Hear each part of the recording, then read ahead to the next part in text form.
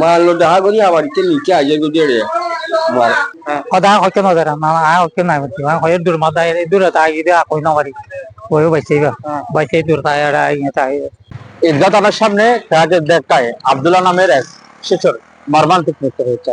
আব্দুল্লাহ নামের ছোট্ট বাচ্চাটি রাস্তা পারাপার হচ্ছিলেন, তন্মধ্যে চট্টগ্রাম থেকে কক্সবাজারগামী ট্রাকের ধাক্কায় ঘটনাস্থলে প্রাণ হারান আব্দুল্লাহ নামের সেই শিশু। পরবর্তীতে ঈদগাহ থানা পুলিশের একটি টিম চালক আর গাড়িটিকে আটক করেন। এলাকার মানুষের ভাষ্য অনুযায়ী গাড়ির আঘাত পেয়ে তার মাথা ফেটে মগজ বাইর হয়ে গেছে, সেটি আমাদের জানাচ্ছেন এখানকার স্থানীয়রা। আর পরে বার ফেসা করতে যাব আইতে যা দিলে 3 যাব দেরি এই দূর মাল উড়াই আছে যে উড়াই রিয়ারে কদায় কদায় একদম আমি আদা হয়ে দুর্বাদ পূর্বে দায় রাই কেন আমি আগে দেরি কদায় হকে নজর হকে নাই হয় দূর মাথায় দূর তাই কই নবারি ওই বাইসে দূর তাই বাবা নিজাদে দূর দিচ্ছি আরে ও আঘাত হয়ে দেড়ে এনটি এরিয়া ওই এনটি দিচ্ছি ফাইনালি মাথা মতা মাথা মারে থাকছি দেরি তো মালা আয় হয় দূর মাথা গাড়ি মা তো হয় না পারে বাবা ছিল আরে বাইসে আরে ছোট একটি বাচ্চা রাস্তা পারাবার হওয়ার সময় ট্রাকে এসে ধাক্কা দিয়ে জায়গাতে তার মৃত্যুবরণ হয়েছে। আমরা এটার গভীরভাবে আমরা সমবেদনা জানাই। দুই পাশে সড়কের মধ্যে কতগুলা রোল ছিল, কতগুলা ব্রিকেট ছিল, যে তিনটা 6টা করে, কিন্তু আমরা বর্তমান সময়ে এসে দেখতেছি সেই ব্রিকেটগুলা নিয়ে ফেলছে।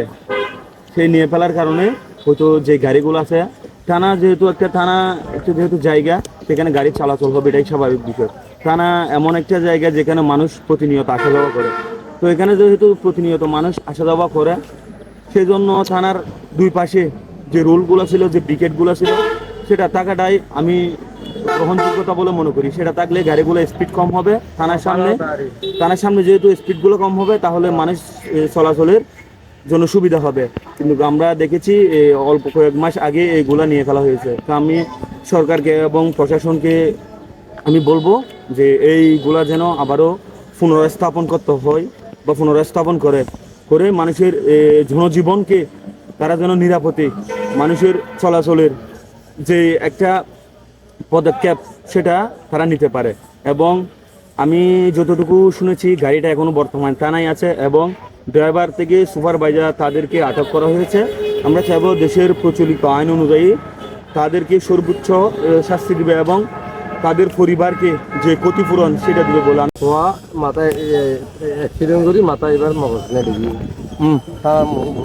কিন্তু স্পিড যদি থাকিলে অ্যাক্সিডেন্ট না নয়তো স্পিড না থাকার কারণে গাড়িখান অ্যাক্সিডেন্ট হয়। স্পিড থাকিলে গাড়ি শুরুতে মানে দ্রুত জানি পারতো স্পিড নহরানোর কারণের দ্বারাই গাড়িখান অ্যাক্সিডেন্ট হয়।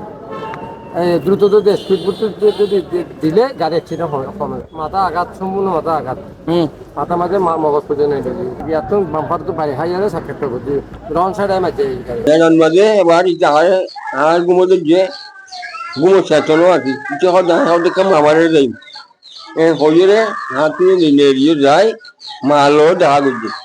মারলো দেখা করি আবার নিচে আগে গুজরে মার দুটি এলাকাবাসীর সূত্রে যেমনটা জানতে পেরেছি, থানার দুই পাশে স্পিড ব্রেকার ছিল, সেগুলো প্রধানমন্ত্রী তারেক রহমান আগমন উপলক্ষে সেগুলো তুলে ফেলা হয়েছিল। তারা জানাচ্ছেন এটি পুনরায় যদি স্থাপন করা হয় তবে দুর্ঘটনা অনেকটা কমে আসবে বলে তারা মনে করেন। কয়েক মাস আগে থানার সামনে বাইক অ্যাক্সিডেন্টে দুইজনের মধ্যে একজনের প্রাণ চলে গিয়েছেন, আরেকজনের পা কেটে ফেলেছেন। তখন আপনাদের সাথে ছিলাম ঈদগাহ থানার সামনে থেকে আমি আবু বকর সিদ্দিক, ফেরওয়ানিস।